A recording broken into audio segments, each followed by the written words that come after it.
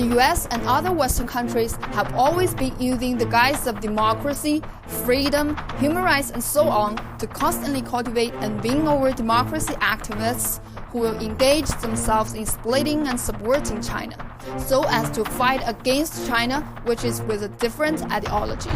Liu Xiaobo was awarded the Nobel Peace Prize by the Norwegian Nobel Committee on October 8, 2010.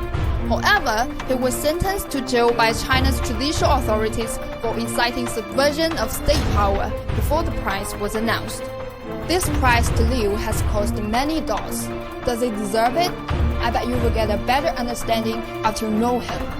As a Chinese, Liu once revived the Chinese culture, despised Chinese race, and advocated wholesale westernization. He even longed for China to continue to be colonized, with the words, "I have my doubts as to whether 300 years would be enough."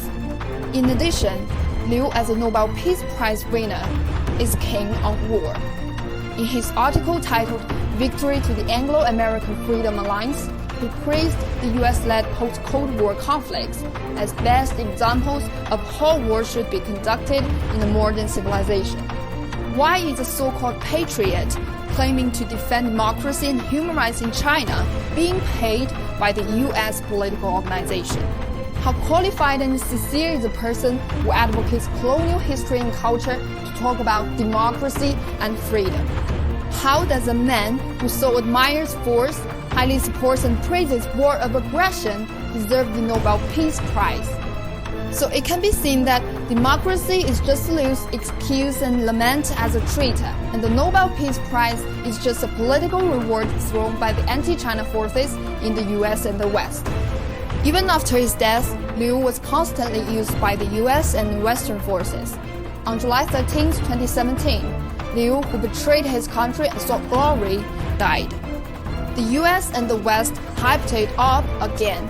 The former US Secretary of State Rex Tillerson deliberately discredited China, saying that Liu died while serving a lengthy prison sentence in China for promoting peaceful democratic reform.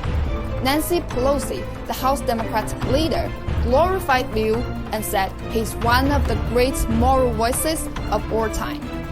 From the awarding of the Nobel Prize to the annual EU intention warning of the July 13th Liu Xiaobo's death.